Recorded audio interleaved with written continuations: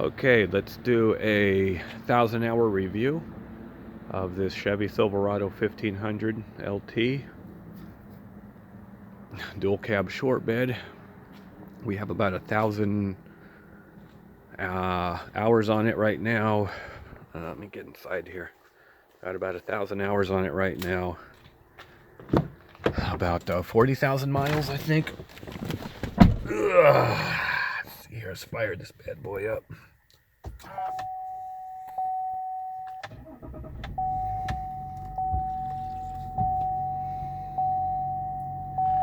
All right. I like how the water beads up on the hood. Anyway, all right, let's look over some numbers here. All right, we have 36,000 miles. Let me go to the stats here. All right, total miles 36,681, 27.6 miles per gallon average. That's a short trip I did, about 2,500 miles, 27.7 average. So roughly, you know, we can say the average mile per gallon is 27.6 and a half. Not too bad. Never had a problem with tire pressure or anything else. I had the air filter and fuel filters changed a few weeks ago. Brake pad life, this is a 2021, so brake pad life still good. My best was 47.4 miles per gallon. That was when we were taking a long trip on a flat road. Fuel filter life there. Engine hours 992.4, pushing 1,000. DEF, yeah. Anyway, so far my impressions on this truck, we've really only had one problem with this truck, and that is this sometimes when the truck is off and I go to start it and I hit the start button, it'll just keep cranking like and it's like, and then I have to press the button again and hold it or try to shut it off and do it again, and it starts the second time. So that is one problem. That is the only problem we've ever had, and that problem comes up about once every couple of months. Not that big of a deal. It's just kind of annoying when it does happen. The other thing that really frustrates me is this auto engine off button. It's just so frustrating. When you start the engine, when you start the engine, this light turns on automatically every time, and that means that when you're at a stoplight or you come to a stop, the engine shuts off, and then when you release the brake pedal or push on the gas, then the engine cranks up again. And I don't like that. It's just, it seems like you're just wearing out your starter. I don't even know how that, I'm sure I don't know. It's just annoying. So every time I start the truck, I have to hit this button here to turn it off, and now it won't do that when I drive. Just completely annoying to always remember to do that. Those are really the only two gripes I have.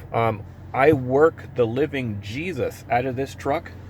We have these all-weather protectors here. We live in the Pacific Northwest, and it is wet and muddy as all get up here in the wintertime. And this is the wintertime. So just wet and muddy as all get up. But, it really keeps everything super clean for you. I just vacuumed this too. But it really keeps everything super clean for you. Highly recommend getting these protectors that cover the whole thing. And then, we have kids and dogs and stuff like that. So I just put a little blanket here on top of the seat to, protect it from dog paws and kids' dirty butts. But yeah, and we have the protectors here lining the whole back of the truck too. So that really helps keep things clean, and they're easy to clean off. Also, we have one other thing that was kind of annoying. We have this storage thing under these seats that we had to put in, but when I put the this weather protect on, I had to take this out. Then I had to put it back, but I had to cut out an area back here on this thing just so it fit. So if you put in these floor liners and then you put this back, you're going to have to make some modifications to this so it fits. Just a couple of little minor cuts. No big deal. Yep. Anyway, like the truck, good gas mileage, fits the family comfortably. Obviously this comes up here to become a seat. This comes up to become a seat, and sometimes we have one of our older kids sit there in the middle between us. But great truck, no problems, runs well. And if I was going to do it, I gotta take this seat back down. If I was going to do it all over again, I would probably buy the same truck, but with some kind of step up here, some kind of side step to make it easier to get in. Our kids have a little more difficult time getting in. So some kind of side step here, and then also I would probably want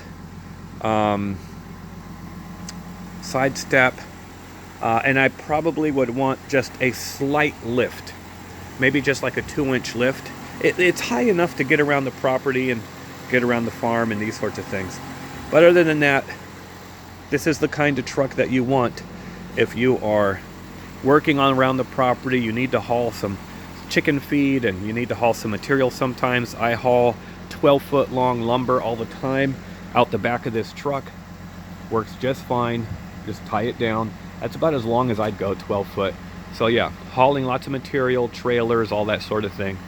Great cross between a family car and a work truck, because you kind of get everything in one package. So that is what I think about this Chevy Silverado, especially the diesel version. Super quiet, you know, you can barely hear it, and really love the gas mileage.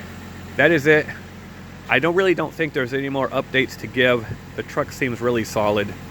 I'm not going to do any more updates after this. Just recommend it. You guys have a good one.